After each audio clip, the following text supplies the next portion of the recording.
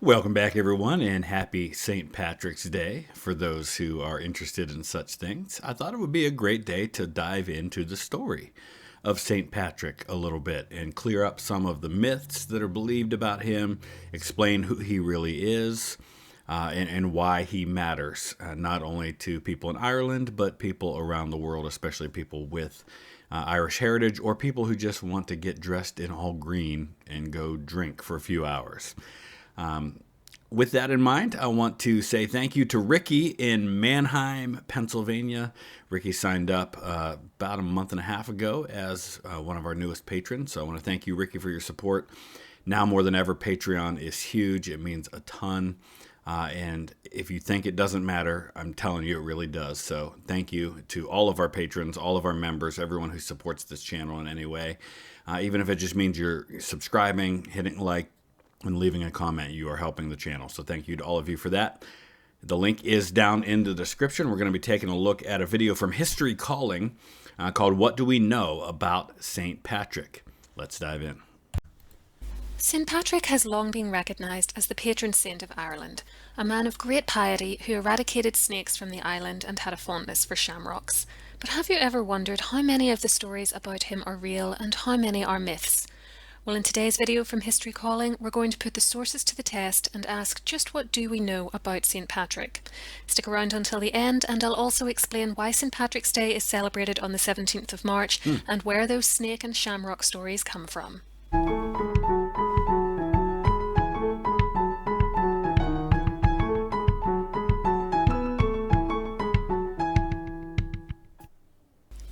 There are only two sources which actually date to St. Patrick's lifetime and tell us about his life. And that's actually a really good point about the sources, because you would be surprised how many stories from history that we just assume are true come from like one source who maybe is hundreds of years after the events, but might be quoting an earlier source that we no longer have access to. And so it's important for us to really take a look at who the original sources are. And by original sources, we're talking about the earliest place for which we get this information that other people then repeat down the road.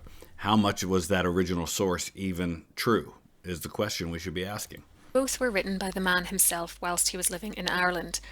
The first is an undated letter he wrote to the soldiers of a man named Coroticus. This letter is commonly called the Epistula, as this is the Latin word for letter, and in it he criticised and excommunicated these soldiers for killing and enslaving some of the Irish whom Patrick had converted to Christianity. The second, lengthier document... And that doesn't sound like a big deal to us with our modern ideas of things, but excommunication was a really big deal because you were essentially... you were cutting off those people from the church and thereby cutting them off from eternal life. And so, according to the beliefs that people had about these things at the time, excommunication was pretty much the worst thing you could do to somebody, because you were essentially telling them, you're going to hell and you need to fix whatever you've done, if it's possible to do that, so that we will restore you to communion with the church so you'll no longer be going to hell. Is called his Confession, which he dates simply to his old age and which gives far greater detail about his life. Here's what they have to say about his story. For a start, if you've ever wondered, was St. Patrick Irish? The answer is no. He was born in Roman Britain to a man named Calpurnius, who was a decurio, which was a local official in a town or village, and a deacon, which is a... So I had some people say the other day on social media, oh, well, St. Patrick was actually Italian. No, he wasn't Italian. He was Roman Britain. So he was part of the Roman establishment because Britain at that time, at least the part where he lived, was Roman. It would be like saying, to say St. Patrick was Italian would be to say that Pocahontas was English because she took on the English culture, became a Christian, changed her name to Rebecca. That didn't make her heritage English just because she did those things. She was still a Native American. A religious office. Calpurnius's father was called Potitus and was a priest. We know nothing about Patrick's mother, though we do know from his father and grandfather's occupations that the family were at least third generation Christians by the time Patrick came along. The dates of his birth and death are unclear, but he most likely lived between the 4th century AD and the early 6th century. This estimate is based on references within the Confession and the Epistola to events happening within Roman Britain at the time and on his writing style. It's amazing to me we have the man's original writings, but we don't necessarily know exactly when he lived. It just goes to show you how much of history is still we kind of think it's in here. I've been studying a lot of Egyptian history right now. And I'm working on an original video that I'm going to be doing, kind of presenting some of the archaeological evidence that's out there for some of the things in the Bible related to the Exodus. And even with Egyptian history, like we have a really good understanding of the chronology of the pharaohs, who they were, how long they reigned, who many of the important officials were. But even the dates, we're like, well, we kind of think they're here, but they could be over here. We just don't know for sure. In particular, some 4th century religious texts he seems to be referencing. Popular estimates for his birth and death are around 420 and 490 AD respectively. Big gap. But again, I stress these are later estimates and Patrick himself provided no dates. There is a popular story that he came to Ireland in 432 AD, but this is based on a faulty source, a hagiography of Patrick written in the 7th century by a man named Muraku. A hagiography is a life of a saint, but it frequently isn't based on original sources, or it takes great liberties with them and often tells us more about what the writer wanted the saint to be like than what they actually were like. I really like how she's going into so much detail in presenting the sources, which ones we can trust and which ones we can't, and what the purpose was. This is exactly what you want in a historian, is to give you this kind of background, because it removes as much of the bias as we can take out of it and leaves it with what we do know or what we think we know.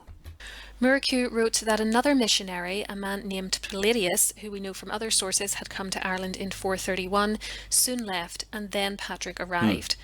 The Irish Annals, written centuries after Patrick's death, therefore just add a year on to the known date of Palladius's arrival and apparently swift departure, and say that Patrick showed up in 432 AD. There's absolutely no reliable evidence to support this, though, and Patrick's writings don't even mention Palladius. So it's important for us to point out here, so it's possible that that is what happened. It's possible it was 432. We just can't prove it, and we can't say it was, and it's just as likely it was some other time. So we should be careful not to say, well, because we don't have a specific reliable source, therefore this is not true. No, it just means we can't prove that it is true. I say this all the time. Absence of evidence is not evidence of absence. In other words, just because we don't have the information doesn't mean that that thing we don't have information about didn't actually happen. What Patrick does tell us is that he came from a fairly well-off family, for his father had a small estate near the village of Banavem to Bernier and owned slaves.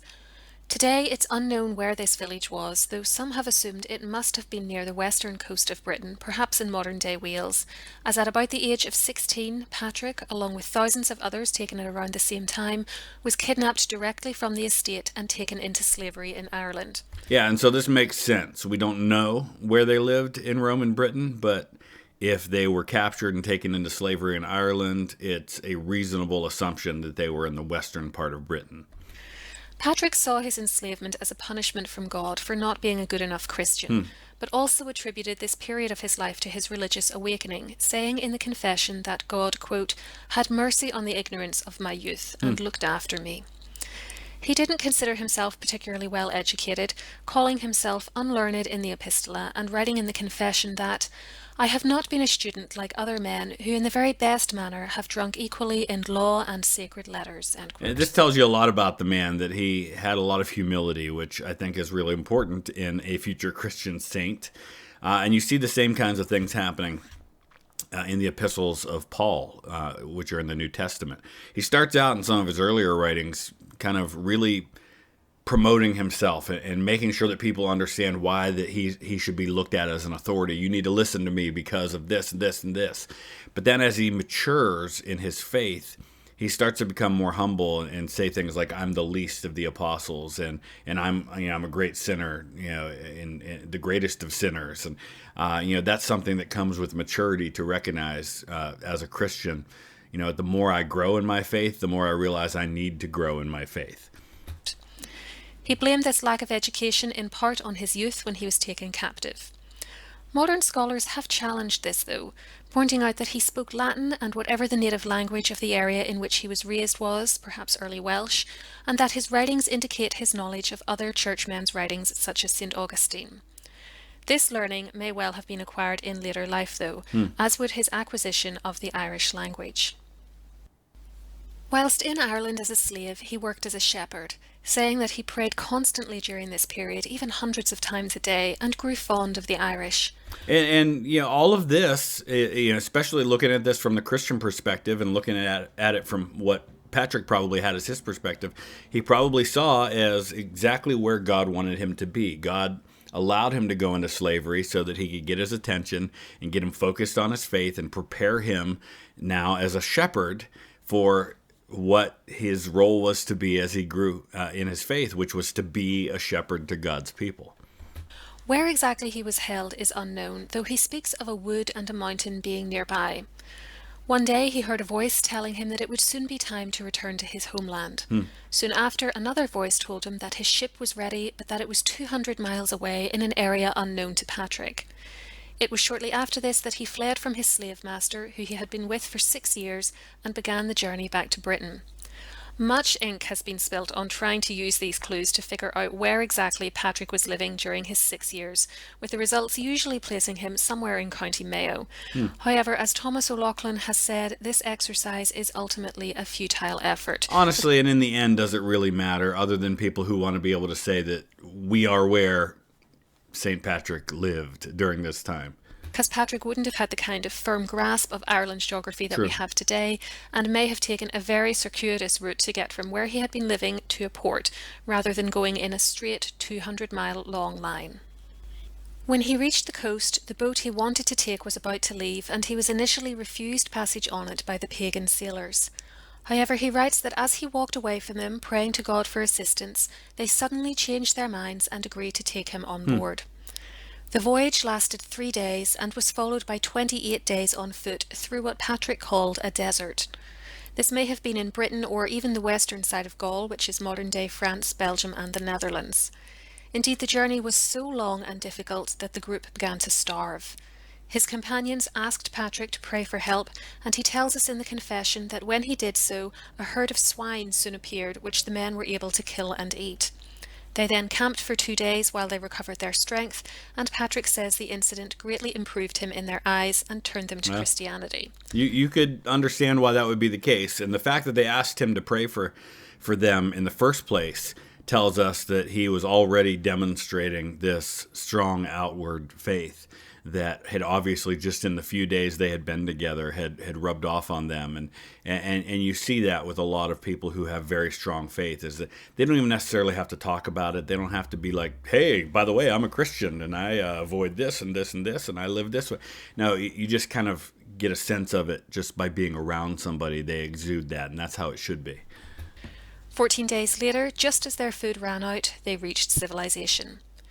Patrick was then taken captive again. However, he writes that a vision from God told him that this captivity would last only 2 months, and sure enough, after 60 days he was free again, though he provides no details as to how this happened. He goes on to say that after a few years he was reunited with his parents in Britain again and became a deacon like his father, though he doesn't explain when or where this training occurred. He suffered a considerable fall from grace, however, when he was charged by his superiors with some unknown sin committed 30 years earlier when he was around 15, and he was ultimately rejected by them because of it, despite one of his friends attempting to argue his case at the inquiry for him. Patrick is very light with details of the chronology of this episode, though. And you might say, well, why didn't he give more details about this stuff? Well, Patrick didn't probably think that 1,000+ years later, people were going to be so concerned about the details of his life. So he's not thinking with the mindset of, well, I better tell them the details of exactly where it was I lived and exactly what it was I did, so that when they're concerned about this stuff 1,500 years from now, they'll know. He was obviously in his mid-40s by this point, but says that when the case came before his superiors, he wasn't there, nor was he even in Britain. He only heard what had happened later on. He may have already been back in Ireland, for despite his parents having begged him to stay with them, at some point he received another vision in which he says he saw a man named Victoricus, who appeared to be from Ireland and who gave him a letter to read. When he did so, he writes, "I thought I heard the voice of those around the wood of Fouclut." Again, scholars have wondered where this was, but we don't know, which is close to the Western Sea, probably. Now, it makes sense that his parents didn't want him to go back. He was enslaved there. Any parent would be the same way. No, don't go back there.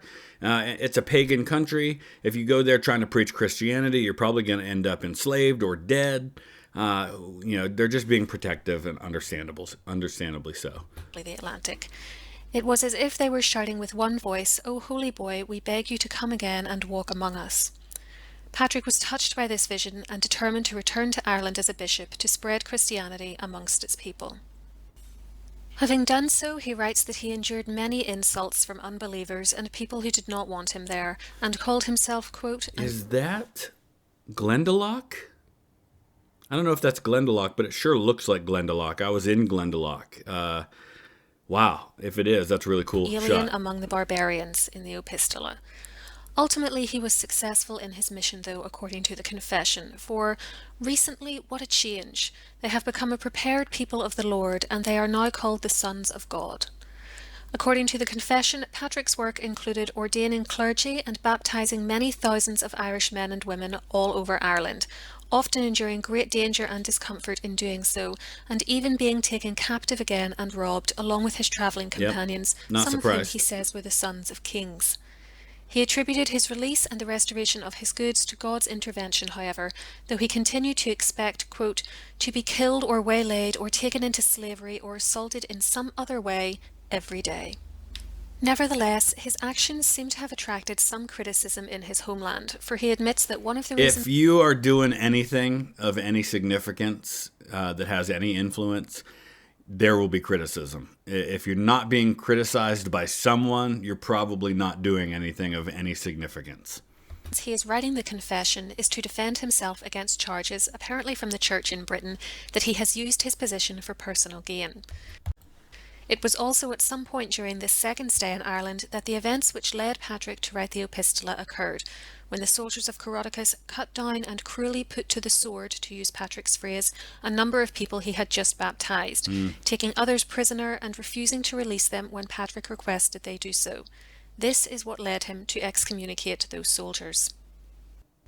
Despite the difficulties of life in Ireland and his admission in both the Epistula and the Confession that he was homesick for Britain and his family and for his friends in Gaul, which might suggest this is where he trained as a deacon, he believed that it was God's will that he stay on the island until his death, and that all his missionary efforts there might be in vain if he left. Yeah, and that's a fair concern to have, that you are investing so much time and energy and effort into a place that until there's some kind of an infrastructure in place to where you're really able to leave it in the hands of people who are trained and ready to lead, you're going to have a fear that it's going to be all for nothing. And you see the same thing a couple hundred years earlier when you're, again, reading the epistles of St. Paul, where he has established these churches in different places, and now he's writing letters to those places to kind of keep them going and to make sure that in his absence, those places are able to continue to thrive. He therefore remained until he died, writing at the end of the confession of how he would like to be remembered, and saying, "I now pray for anyone who believes in and fears God, who may perchance come upon this writing, which Patrick, the sinner and the unlearned one, wrote." Look at that. Look at that humility, the sinner and the unlearned one. Listen, I'm just a servant of God like you who tried to make a difference. Ireland. I wrote it so that no one might say that whatever little I did or anything I made visible according to God's pleasure was done through ignorance. Rather, you should judge the situation and let it be truly believed that it was a gift from God. And this is my declaration before I die. This is as far as the original sources about Patrick's life take us. Later works written during the 7th century have asserted that he died in Saul, County Down, which is now in Northern Ireland, and that he was buried in the town of Downpatrick. There is nothing to confirm or deny this either way.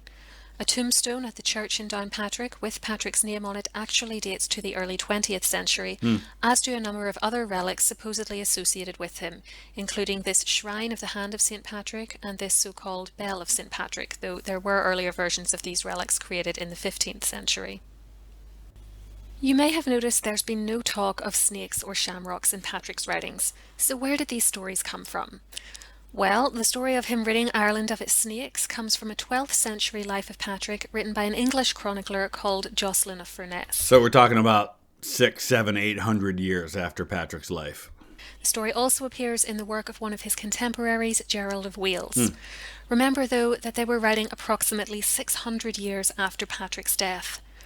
As for shamrocks, the origins of this myth are even worse, for the earliest reference to him using this plant to explain the concept of the Trinity of God, Jesus and the Holy Spirit actually dates to 1727, over 1,000 years after he lived. Yeah, you can throw those out. Last but not least, the reason the 17th of March is celebrated all over the world as St. Patrick's Day is because it's believed to be the date he died. This belief stems from some 7th century liturgical calendars, which are like church calendars that list when different religious feast days are. So, I mean, again, this is one of those things that's got a distinct possibility. It goes back to the 7th century, so you're within a couple hundred years. It may be based on some earlier information that we no longer have access to that led them to that. So it's possible that it's accurate. They give the 17th of March as his death date, as does a note from the 9th century Book of Armagh, now housed in Trinity College, Dublin. It may or may not be true. Well, that's the story. That was really well done. I thought she did a great job of presenting the information, giving a good basis for that information. And I hope you learned a lot, as I did, about that. I want to thank Quentin in Winthrop, Minnesota, and Morgan in Dothan. I'm hoping I'm pronouncing that right. Dothan, Alabama, for your support on Patreon. If you want to learn more about how to support the channel through Patreon, the link is in the description, as well as links to my other channels. Thanks for watching.